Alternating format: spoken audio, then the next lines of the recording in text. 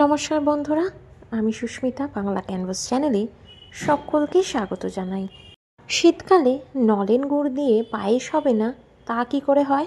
আজ আমি শেয়ার করব একদম সঠিক মাপসহ নলেন গুড়ের পায়েস বা নতুন গুড়ের পায়েস।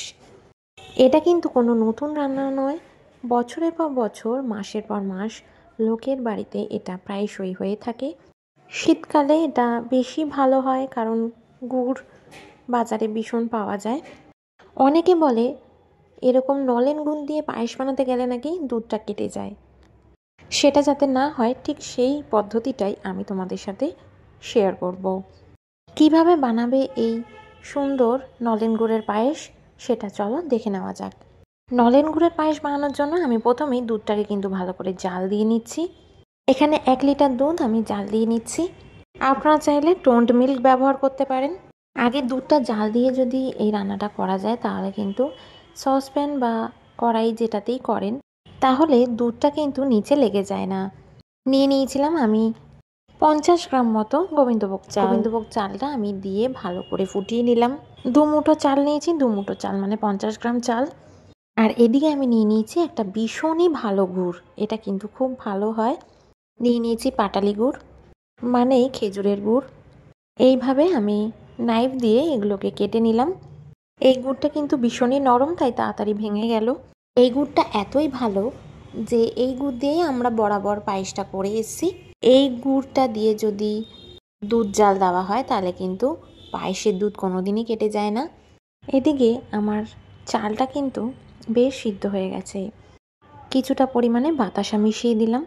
বাতাসাটা একদম অপশনাল, আমি চিনি ব্যবহার করলাম না, গুড়ের বাতাসা দিলাম।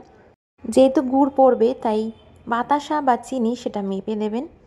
এবার আমি এই পাটালি গুড়টাকে আমি দিয়ে দিলাম পায়েসের মধ্যে, দিয়ে ভালো করে এইভাবে মিশিয়ে দিলাম। আপনারা চাইলে এই পাটালি গুড়টাকে 150 গ্রাম মতো নিয়ে সেটাকে ভালো করে আগে জাল করে নিতে পারেন, তারপরে এই পায়েসের মধ্যে মেশাতে পারেন। তাতে করেও কিন্তু এই পায়েসের দুধটা কাটবে না। একটা কাপে আমি আগে থেকে কিছুটা পরিমাণে দুধ তুলে রেখেছিলাম, সেই দুধটার মধ্যে আমি মিশিয়ে দিলাম পাউডার দুধ। এবার পাউডার দুধটা দিয়ে এইভাবে আমি একটা মিশ্রণ তৈরি করে নিলাম।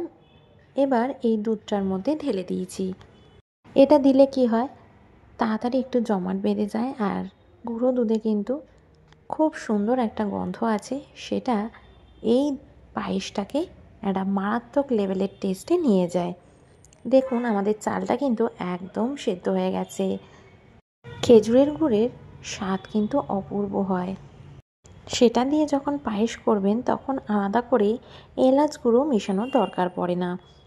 খেজুরের গুড় দিয়ে পায়েস করার গন্ধটাই কিন্তু আলাদা। কি সুন্দরভাবে মাত্র 3টি উপকরণ দিয়েই তৈরি করে ফেললাম আমি একদম দারুণ টেস্টি শীতকালের সবার প্রিয় নলেন গুড়ের পায়েস। আমি আর এর মধ্যে কাজু বাদাম কিশমিশ ব্যবহার করলাম না, আপনারা চাইলে ইউজ করতে পারেন।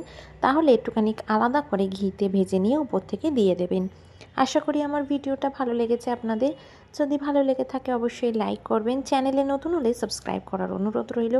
পাশে থাকা বেল আইকনটা অবশ্যই প্রেস করবেন নতুন ভিডিওর আপডেটসের জন্য। ভালো থাকবেন, দেখা হবে আবার একটা নতুন রান্নার ব্লগে। টাটা।